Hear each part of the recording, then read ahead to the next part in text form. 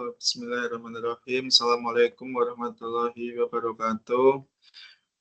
Yang pertama, mohon izin Bapak Ujuk Darussalam izin menyampaikan tempat jawaban UTS saya semester genap tahun ajaran 2024-2025 dengan mata kuliah Business Big Data MC 808, prodinya saya dari S1 PJJ Manajemen.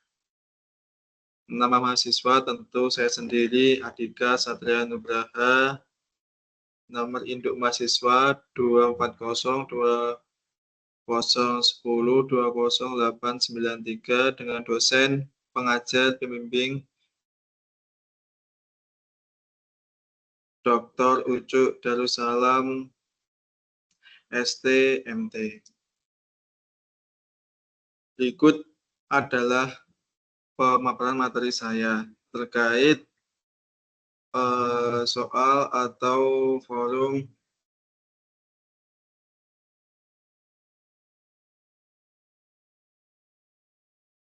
jadi jelaskan dalam forum jawaban di forum Anda masing-masing terkait tugas 1.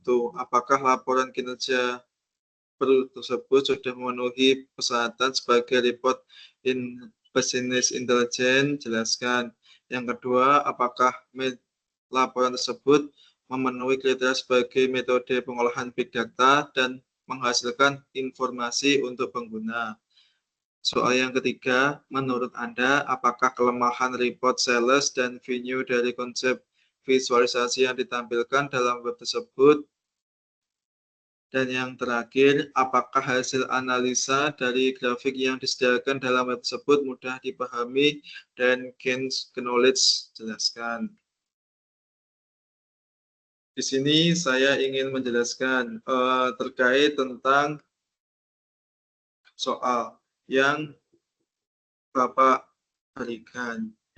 Jadi kita diminta untuk menganalisa data penjualan BMCG kompas.go.id dengan judul data penjualan FMCG kompas.go.id, ungkap market FMCG di e-commerce mencapai 57,6 triliun sepanjang tahun 2023 yang ditulis oleh Irene Yustika Lidhin. Perlu saya jelaskan terlebih dahulu bahwa pada data penjualan FMCG e-commerce 2023 itu diawali dengan jumlah pengguna. Jadi di web tersebut dijelaskan berapa jumlah penggunanya. Nah, di sini ada beberapa data penjualan produk meliputi perawatan kecantikan, makanan dan minuman, kesehatan, serta ibu dan bayi. Nah, tujuannya jadi data web ini untuk membantu para pelaku bisnis dalam mempersiapkan strategi bisnis di e-commerce sepanjang tahun 2024 nanti. Nah, di web tersebut ada juga menyebutkan, jadi data penjualan FMCG di 2023, nilai penjualannya itu disebutin berapa persentasenya, meliputi beauty and care, food and beverage, health and mom and baby, dan seterusnya. Nah, di sini dijelaskan juga bahwa terjadi peningkatan data penjualan dan data transaksi.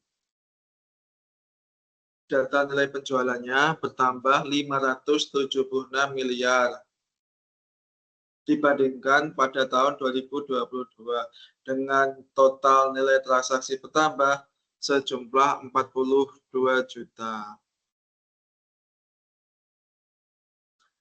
Pada web ini spesifik ke beauty and care dan tidak ada hal-hal lainnya yang disinggung selain itu. Nah, kesimpulannya, jadi pada tahun 2023 menjadi periode pertumbuhan signifikan bagi pasar FMCG di e-commerce Indonesia dengan total penjualannya 57,6 triliun. Kategori peralatan kecantikan, makanan dan minuman, kesehatan, serta ibu dan bayi mendominasi penjualan.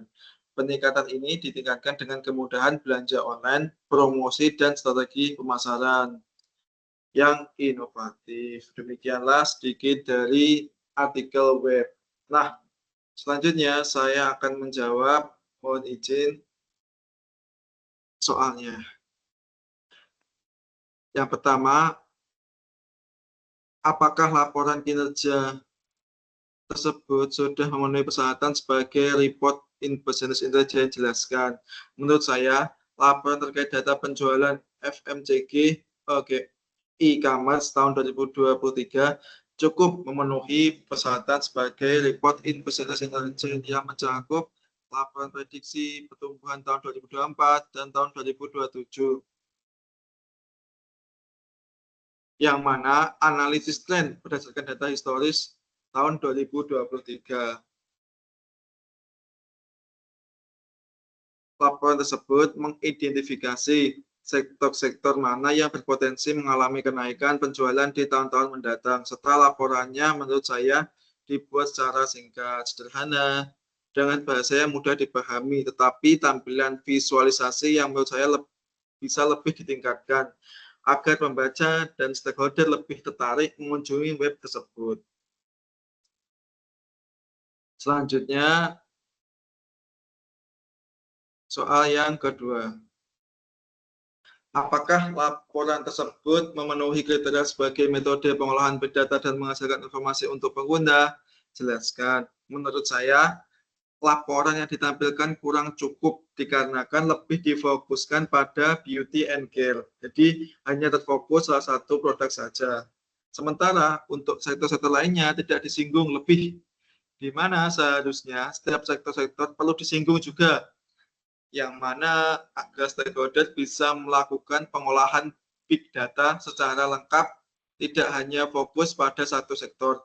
Selain itu, pengambilan big data yang ditampilkan juga dari platform marketplace terkenal, tapi tidak bisa dijelaskan presentasenya, sehingga datanya bisa menjadi bias.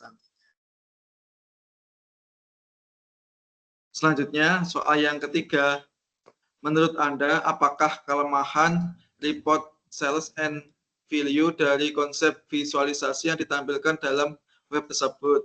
Menurut saya, kelemahan report sales and value dari konsep visualisasi yang ditampilkan dalam web adalah meliputi keterbatasan konteks dan penjelasan tertulis yang terkadang pembaca atau stakeholder lebih tertarik dengan video atau audio daripada visualisasi tertulis, dengan tampilan yang tidak menarik yang menyebabkan pembaca atau stakeholder menjadi bosan, dan keterbatasan interaktivitas dikarenakan visualisasi tidak statis serta tidak sesuai dengan target pengguna dikarenakan kurang membahas sektor-sektor yang lainnya. Dan soal yang terakhir, apakah hasil analisa dari grafik yang disediakan dalam web tersebut mudah dipahami dan gain knowledge? Jelaskan. Menurut saya, grafik yang disediakan dalam web tersebut mudah dipahami karena web tersebut menggunakan bahasa yang relatif masih singkat dan sederhana. Tetapi untuk gain knowledge belum bisa maksimal karena informasi tersebut sifatnya umum, sehingga harusnya ada grafik terkait sesuatu yang tidak diketahui pembaca atau stakeholder, atau informasi yang mana stakeholder itu membutuhkan. Jadi misalnya terkait strategi apa nih yang perlu dilakukan oleh produsen-produsen untuk menghadapi tahun 2024 ini. Yang mana nantinya web tersebut akan menarik minat pembaca atau stakeholder dalam melakukan pengolahan data atau kebutuhan informasi. Demikian yang bisa saya sampaikan. Mohon maaf apabila terdapat banyak kesalahan atau jawaban yang kurang berkenan serta jawaban yang kurang puas. Akhir kata, wassalamualaikum warahmatullahi wabarakatuh. Terima kasih kepada Bapak Ucuk Darussalam.